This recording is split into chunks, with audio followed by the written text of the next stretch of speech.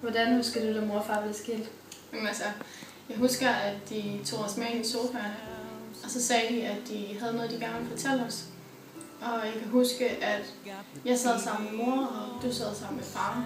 Og bagefter så, da de så havde fortalt det, så byttede vi. Og mor så satte sig over til dig.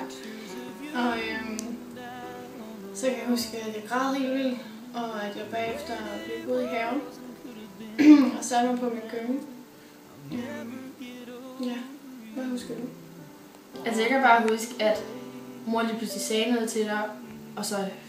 Altså jeg har opfattet det som om, at jeg ikke har hørt det, og så pludselig så sad du og græd, og så spurgte jeg, hvad der var galt, og så fortalte de mig det så igen, og så begyndte jeg også at græde. Og så jeg kan godt huske det der med, at jeg sad ved far, og så ved mor, og så byttede det. Og inde i sofaen. Og jeg synes, at bagefter så, for ligesom at gøre sådan bod på det hele, så spillede vi alle 4 spil Ludo. Men det var bare sådan en lille smule akavet. Fordi at man lige havde fået den der besked. Nej, det var ikke så godt. Nej, det var sådan.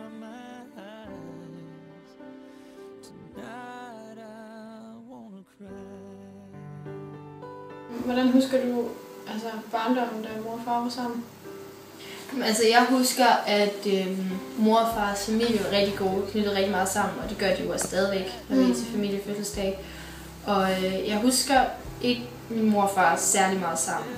Altså jeg kunne heller ikke nu se dem som et par, fordi jeg synes, de er så forskellige. Men jeg kan da huske familieture. Men jeg må ærligt indrømme, at jeg kan mest huske de perioder, hvor vi to har været sammen. Jeg synes også, at en af de ting, som er enormt hårdt, er det der med, at jeg føler ligesom, at jeg skal flytte hver gang. Jeg tager altid alle mine basisting, som hårbørster og parfume og det tøj, jeg allerhelst skal gå med, det har jeg bare ikke kunne finde ud af at dele op. Og derfor skal jeg flytte med det hver gang. Og det samme med mine skolebøger er jeg også nødt til at flytte med hver uge. Ja. Og derfor så er det også ligesom om, at hver mandag for mig er enormt stressende. Ja, fordi at jeg går så også til dans om mandag, men jeg skal nå at flytte alle mine ting, og samtidig skal jeg hjem og pakke ud. Og det er ligesom bare blevet til en eller anden, nu er det blevet til en fast rutine, og jeg vil også sige, at jeg er blevet bedre til at pakke mindre og mindre. Men jeg slæber i hvert fald 2 tasker hver gang. Ja.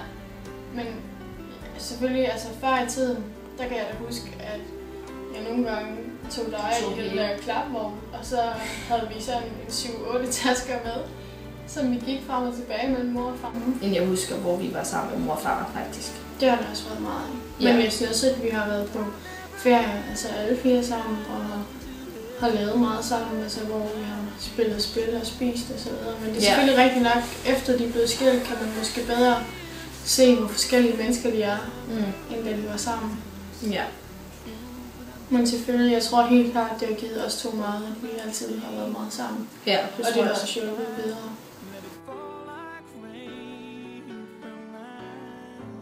Jeg synes, at en af fordelene ved vores forældres skilsmisse er, at de aldrig sådan rigtig på den måde har skændtes foran hinanden, som andre forældre gør det. Ja. Til gengæld synes jeg så, at noget af det, der har været svært, er det her med, at man skulle flytte frem og tilbage hver uge til sin mor og far. Men på den anden side har jeg det også sådan, at jeg vil heller ikke have valgt mellem mine forældre. Overhovedet ikke. Jeg har altid synes, og det har påvirket mig lige siden, at det var svært, om hvis jeg skulle noget den ene weekend, eller med den ene, og så skulle jeg bytte med den anden. Og det synes jeg har været enormt svært at acceptere, fordi man var bange for at sove den anden forældre. Rigtig meget. Jeg kan huske, at jeg følte lidt, jeg skrev tit til mor over mobilen, jeg var over ved far, fordi jeg havde skyldfølelse over, at jeg ikke var over ved mor. Ja. Hvis nogen var ked af, at jeg ikke var der, selvom det var man jo nok ikke. Men i hvert fald huske, at jeg fik rigtig ondt i maven, og nogle gange fik jeg det sådan, også fysisk dårligt. Ja. Fordi at jeg bildte mig ind, at... Jeg tror, uanset hvilket barn man er, hvor ens forældre bliver skilt, så føler man bare et eller andet sted, at man svigter den ene forældre, så længe man er hos den anden.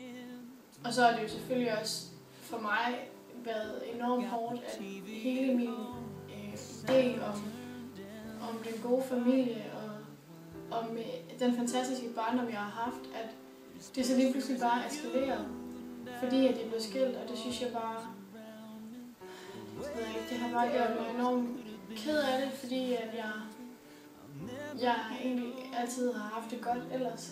Men altså, jeg synes også, at der er nogle fordele ved at være skilsmissebarn, fordi at man kommer ligesom ud at rejse lidt mere, 2 forskellige lande, og der er flere julegaver og flere fødselsdagsgaver. Vi gør det. Det er jo ikke alle. Ja, det er jo ikke alle. Nej, selvfølgelig. Men vores forældre har altid godt kunne lide at rejse, og det tror jeg bare begge to vil fortsætte med. Ja. Vi kan selvfølgelig bare være glade for, at de så begge to har haft økonomi til det, til at kunne tage afsted, men...